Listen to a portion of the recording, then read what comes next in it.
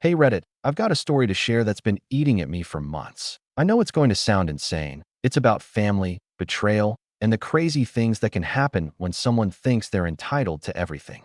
I'm Sarah. I'm 23, and I used to have a pretty normal life. Or at least I thought I did. Growing up, I was close to my parents, and things were, well, they were okay. Not perfect, but definitely far from dysfunctional. We lived in a modest home in a quiet neighborhood. My parents worked hard, and my older brother, Mark, had always been the golden child. Mark was the kind of kid who excelled at everything. Top of his class, athletic, and had this magnetic charm that made everyone adore him. I never really had that. I wasn't bad or anything. I was just average. It wasn't like we were ever enemies or anything, but there was this quiet, simmering tension. Mark was always the one getting the praise, the attention. I guess that's how I became the invisible one in the family. But that all changed when Mom passed. It was hard on all of us. Dad, of course, was devastated. He didn't really know how to cope with losing his wife, and his health started to deteriorate fast after that. He went from being this strong, proud man to a shadow of himself. I guess it was no surprise when Dad passed away just 6 months after Mom. But even with both of them gone, the one thing I thought would stay constant was our home. It was all we had left. The house was the one place I felt safe. But then things started to change. A few months after Dad's funeral, Mark called me up. We hadn't really talked much since the funerals. I think we were both still in shock. When I picked up, his voice was different, cold, formal, like he was some stranger. "Sarah, I need you to come over to the house. We need to talk about something important," he said. I didn't think much of it at the time. I figured it was about handling their affairs, maybe closing up some things. But when I arrived, I immediately noticed how different the place felt. Mark was already sitting at the kitchen table, papers scattered in front of him. He had a grim look on his face.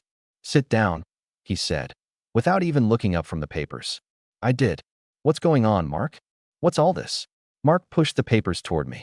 "This is about the house and the estate. Mom and Dad's will." I froze. I hadn't even thought about the will yet. It wasn't even on my radar. "Look, I've been going over everything. And I've decided what needs to be done with the house," he said, still not looking up. "Wait, what?" I asked, my heart pounding. "What do you mean?" Mark sighed, finally glancing up at me. "The house. It's going to be mine. I'll take care of all the big stuff, and you'll get the smaller things. The heirlooms, a few family keepsakes. Nothing else." I blinked, not believing what I was hearing. "You can't be serious. This house is ours. It belongs to both of us." "No, Sarah," he said, his voice more condescending now. "It belongs to me. Mom and Dad always made it clear that I was the one they expected to take care of things. I'm the one with the responsibilities. You've never really been involved." I sat there, stunned, the weight of his words sinking in. "Are you really going to do this? After everything? After Mom and Dad are gone? You're just going to take everything?" Mark's face hardened. "I'm doing what's right. I'm the one who has the skills, the connections. I'm the one who can manage all of this. You're not built for this, Sarah. You've never been the one to handle things. You should be grateful that I'm letting you stay here for as long as I am." The air between us grew thick with tension. My mouth went dry. "So what? You want me to just leave?" Mark didn't even flinch. "Eventually, yes. I'll give you a few months to figure out your life. But you don't really have a place here anymore." I could feel my hands start to shake. "Mark, you don't get to just take everything. This house is as much mine as it is yours. I'm not leaving. You can't make me leave." "Oh, I can," Mark said, his voice cold and calculating. "And I will. I'm just giving you time to figure it out. But don't get any ideas, Sarah. I'm in charge now." I stood up, my chest tight with anger. "You can't be serious. You think you can just kick me out of my home? After everything that's happened, after Mom and Dad?" "Enough, Sarah," Mark snapped, standing up too. "I'm trying to be generous here, but you're pushing it. You're lucky I'm not taking more." I turned to leave, but not before I threw one last glance over my shoulder. "You'll regret this, Mark." "Whatever," he said, shaking his head. "Just get your stuff together. Don't make this harder than it has to be." I left without saying another word. As I walked out the door, I could feel the weight of everything. The betrayal, the loss, the anger, settling in like a heavy stone in my chest. The next few days were a blur of emotions. I couldn't believe what Mark was doing. He had always been entitled, but this was something else. This was cold, calculated. and I had no idea how far he was willing to go. But I wasn't going to just roll over and let him win. I started making plans. I wasn't going to let Mark get away with this. I began gathering everything I could, documents, evidence, anything that might help me hold my ground. I had no idea what I would do next, but I knew I couldn't just sit back and let him push me out. Then, a week later, things took an even uglier turn. Mark showed up at the house with a few movers, acting like he owned the place. His plan was to start clearing out the house, to pack up everything that he wanted. "Mark, what are you doing?" I demanded, standing in the doorway. He turned to me, his eyes glinting with something dangerous. "You don't get to tell me what to do anymore, Sarah. This is my house now." I couldn't believe what was happening. It felt like my whole life was falling apart, and I was powerless to stop it. "You think you're going to get away with this?" I said, my voice shaking with a mix of anger and fear. Mark smirked. "You're not in a position to stop me. You're just a guest in my house now. Get used to it." The argument with Mark felt like it had just started, but the tension was already unbearable. His smug expression and the way he was throwing his weight around made me want to scream. I couldn't stand how he was acting, like everything Mom and Dad worked for was just his to take. I felt completely powerless, like I was being suffocated by his entitled attitude. "Mark, you can't just come in here and do this. You don't even know what you're doing," I shouted, pacing back and forth in the hallway. He rolled his eyes and started grabbing more of my things, tossing them in boxes like they were meaningless. "I'm just doing what needs to be done. I don't know why you're making such a fuss. You should be thankful I'm even letting you stay here. You don't get to tell me what to do. This house is as much mine as it is yours." I snapped, clenching my fists. The anger boiling inside me was starting to cloud my thoughts. Mark's face hardened, and he took a step toward me, almost like he was ready to physically shove me out of the way. "You're not in charge here." "I am. I'm trying to be generous, but you're making it difficult." I stepped back, not wanting to escalate things further, but my heart was racing. Every word out of his mouth felt like a slap to my face. I couldn't believe he was acting like this, as if I had no right to anything my parents had worked for, as if I didn't matter. With my heart pounding in my chest, I spun around and headed for the stairs, needing some space to think. I couldn't stay in the same room as him any longer without losing it. I was about to lose control. I made my way up to the second floor, avoiding the movers who were still rummaging through the rooms, taking things that weren't theirs to take. I needed to get away, to cool off, to just breathe. The door to my parents' room stood ajar, and I hesitated for a moment. This room hadn't been touched since they passed away. It felt sacred, but I was desperate to escape Mark's presence and needed some solitude, so I pushed the door open and stepped inside. The room was just as it had been when Mom and Dad were alive. Quiet, serene, like nothing had changed. Their bed still had the same comforter, and their dresser had the same framed photos on it. It was almost like they were still there, but I couldn't stand being surrounded by memories anymore. I walked to the window, staring outside at the garden below, trying to gather my thoughts. I had to figure out what to do next, because I wasn't about to let Mark win. I needed a plan, something that would give me leverage. Then, my eyes caught a glimpse of something sticking out from under the drawer of the nightstand next to Mom's side of the bed. Curiosity got the best of me, and I pulled the drawer open, expecting it to be a piece of old paperwork or maybe one of Mom's keepsakes.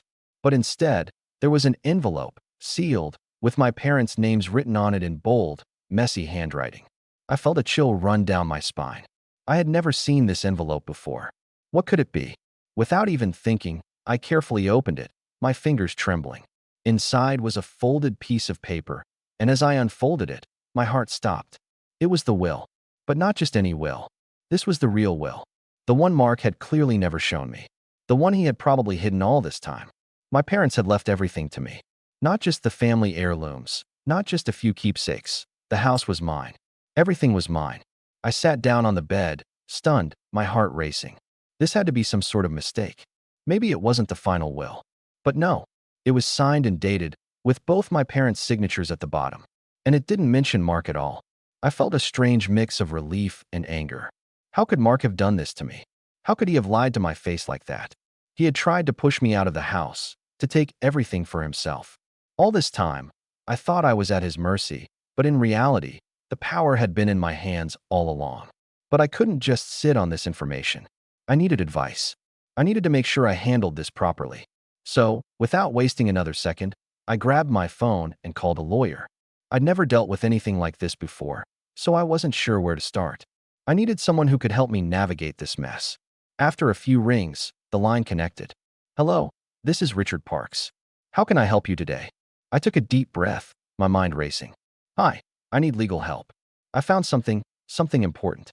My parents, well, they passed away a few months ago, and my brother has been taking control of everything. But I just found a will that changes everything. Richard didn't say anything right away. Okay, Sarah, slow down. Let's take this one step at a time. What exactly did you find? I explained everything to him. The will, the fact that it left the house to me, and how Mark had been acting like he owned everything. Richard was quiet for a moment, processing what I had said. You've got something serious here, Sarah.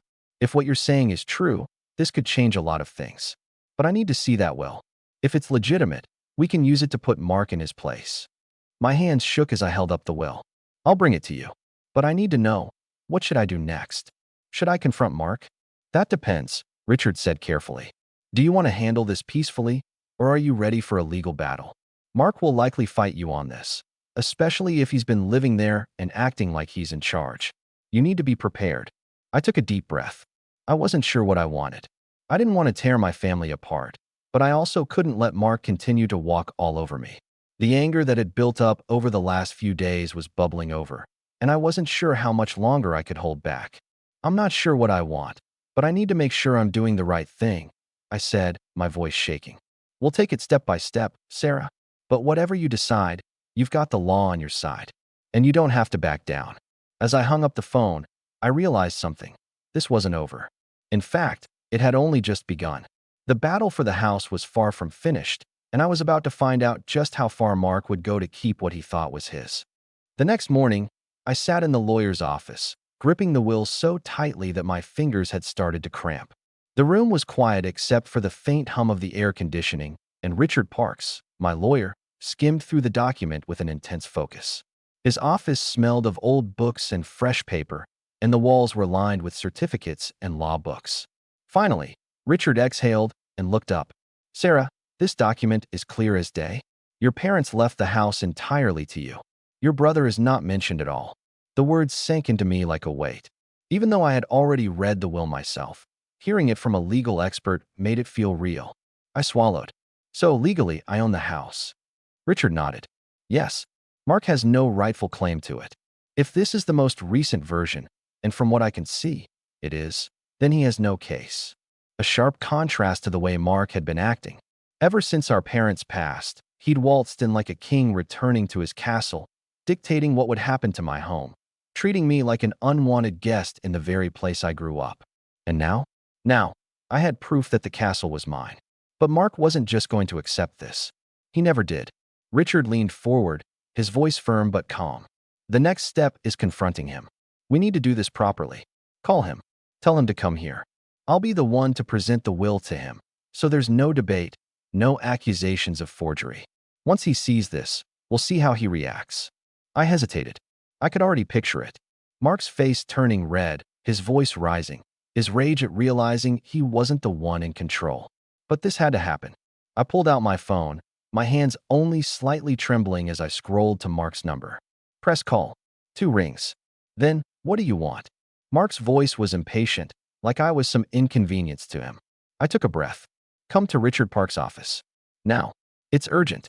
There was a pause. Then a scoff. I don't have time for whatever pity party you're throwing. It's about the will, I said, my voice steady. You're going to want to hear this. Silence. I could almost hear him processing those words. Then, finally, fine, he snapped. I'll be there in 20. I hung up without another word. Richard gave me a reassuring nod. Let's see how he takes the truth. 20 minutes later, Mark stormed into the office like he owned the place, shoulders squared, expression set in stone. But he wasn't alone. Lisa, his wife, followed closely behind, her lips twisted in that familiar smirk she always wore when she thought she had the upper hand. Lisa crossed her arms. This better be important. I ignored her and turned to Mark. Sit down. Mark raised an eyebrow, then looked over at Richard. His smirk faltered slightly. Who is this? Richard remained calm, gesturing to the empty seat across from him. Mr. Dawson, please sit. Mark didn't move right away. He was sizing up the situation, trying to figure out why I had called him here. Eventually, he sat, though his posture was tense. Richard slid the will across the desk. I suggest you read this carefully. Mark snatched the paper up, his eyes skimming over the words at first, then slowing. His grip on the document tightened. His face changed, his usual smugness vanishing. Lisa leaned over his shoulder, frowning. What does it say? Mark didn't answer. His jaw was clenched so tight, I thought his teeth might crack. Richard folded his hands on the desk. Your parents left the house to Sarah. She is the sole legal owner. As of now, you have no rightful claim to it. Mark slammed the paper onto the desk. This is bull. He cut himself off, his nostrils flaring. No, this isn't right. They told me I would get everything. Lisa snatched up the will, scanning it quickly before her face twisted in disbelief.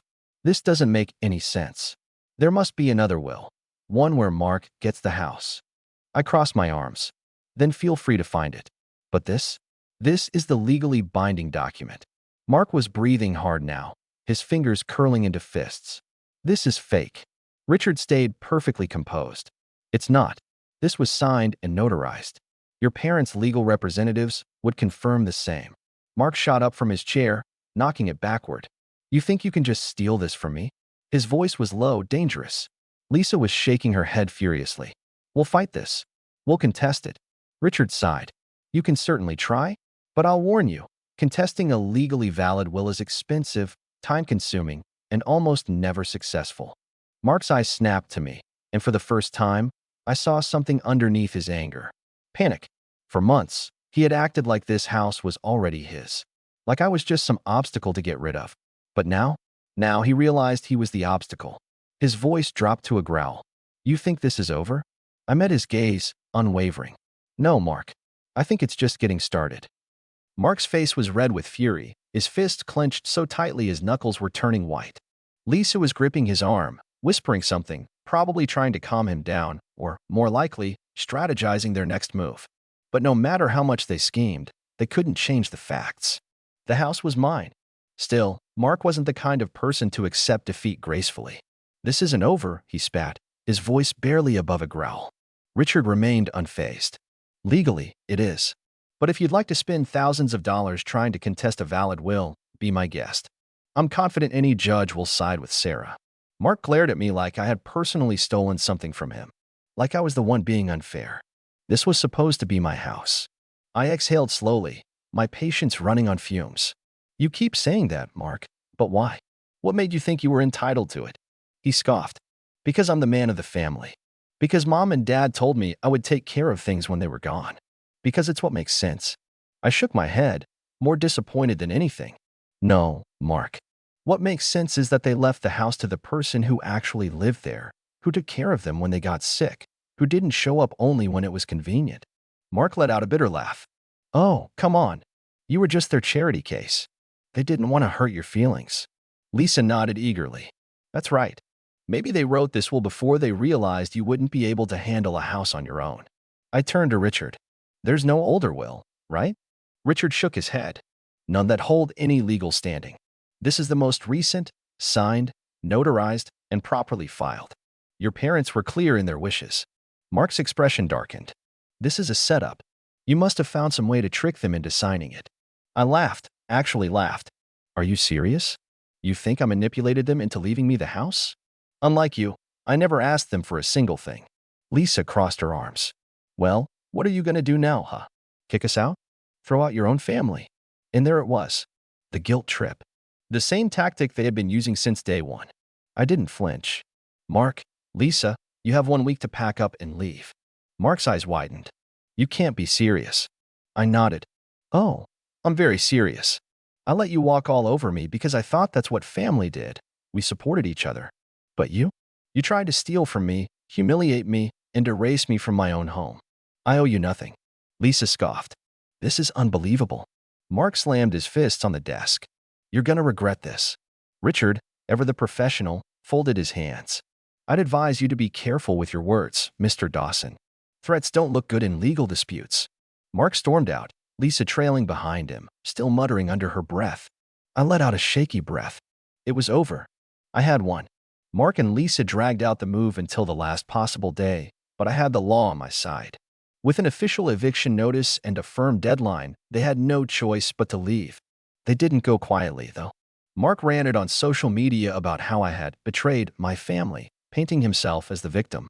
Lisa made petty remarks every chance she got. But in the end, it didn't matter.